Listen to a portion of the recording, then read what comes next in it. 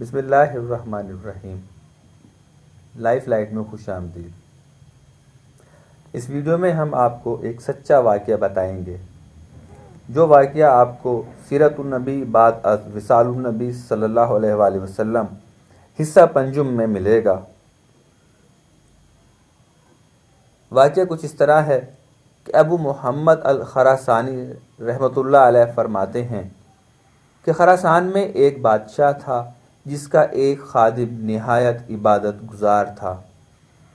بادشاہ نے اسے اس شرط پر حج بیت اللہ کی اجازت دی کہ جب مدینہ منورہ میں روزہ اطہر پر پہنچے تو کہے، یا رسول اللہ، میرا آقا کہتا ہے کہ میں آپ کے دونوں ساتھیوں حضرت ابو بکر صدیق اور حضرت عمر رضی اللہ تعالی عنہ سے بیزار ہوں۔ حج کے بعد مدینہ طیبہ پہنچ کر روضہ انور کے پاس سو گیا۔ خواب میں دیکھا کہ حضور نبی اکرم صلی اللہ علیہ وآلہ وسلم حضرت صدیق اکبر اور حضرت فاروق اعظم رضوان اللہ علیہم اجمعین کے ہمراہ تشریف لائے ہیں اور فرماتے ہیں، اے عقل مند، پیغام کیوں نہیں پہنچاتے؟ میں نے عرض کیا، مجھے شرم آتی ہے کہ آپ کے دونوں ساتھیوں کے بارے میں وہ پیغام پہنچاؤں جو میرے آقا نے میرے ساتھ بھیجا ہے۔ اس پر رسول اللہ صلی اللہ علیہ وآلہ وسلم نے فرمایا کہ تو اس کو میرا پیغام پہنچا دینا کہ جو کوئی صدیق و فاروق سے بیزار ہے، اللہ تعالی اور رسول اکرم صلی اللہ علیہ وآلہ وسلم اس سے بیزار ہیں۔ سمجھتے ہو؟ میں نے عرض کیا، جی ہاں۔ رسول اللہ صلی اللہ علیہ وآلہ وسلم نے پھر فرمایا، تمہیں معلوم ہونا چاہیے کہ وہ تمہارے پہنچنے کے چوتھے دن مر جائے گا۔ سمجھتے ہو؟ میں نے عرض کیا، جی ہاں۔ رسول اللہ صلی اللہ علیہ وآلہ وسلم نے پھر فرمایا، دیکھنا، مرنے سے پہلے اس کے منہ سے گندگی نکلے گی۔ سمجھتے ہو؟ میں نے عرض کیا، جی ہاں یا رسول اللہ صلی اللہ علیہ وآلہ وسلم۔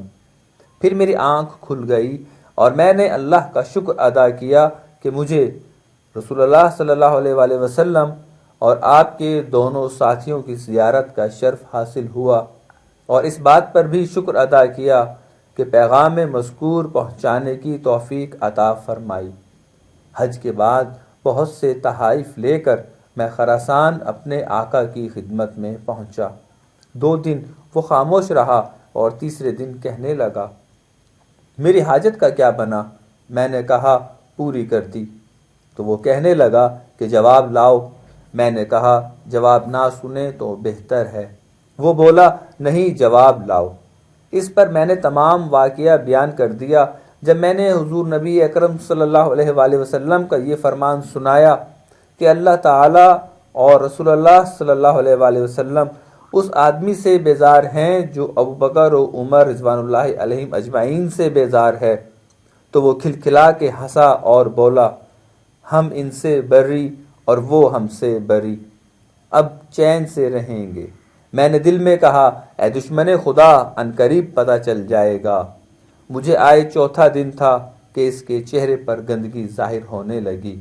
میں نے اس کو ملامت کی اور نماز ظہر سے پہلے ہم اس کی تدفین سے فارغ ہو چکے تھے۔ حوالہ ایک بار پھر نوٹ کر لیجئے کہ سیرت النبی بعد از وصال النبی صلی اللہ علیہ وآلہ وسلم اور حصہ پنجم ہے۔ ہمیں امید ہے کہ آپ کو یہ ویڈیو ضرور پسند آئے گی۔